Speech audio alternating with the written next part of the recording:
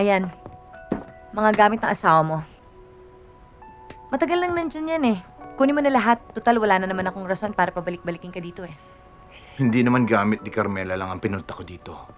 Eh ano pa? Yung mga plaka na yan? Yung radyo, tinutugtog dyan ng mga favorite songs niya. Kung gusto, mabit-bitin mo na rin. Lahat ng kay Carmela, kasama ka na doon. Tanggalin mo na lahat dito. Nagagalit ka. Okay, Alex, kasalanan ko ito. Wala kang kasalanan. Ako ang may kasalanan. Ako lang naman tong nagpupumilit pumasok dyan sa buhay mo eh.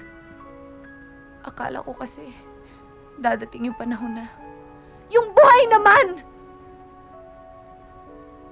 Nandito ako, nahahawakan mo, nakakausap mo, sumasagot, buhay!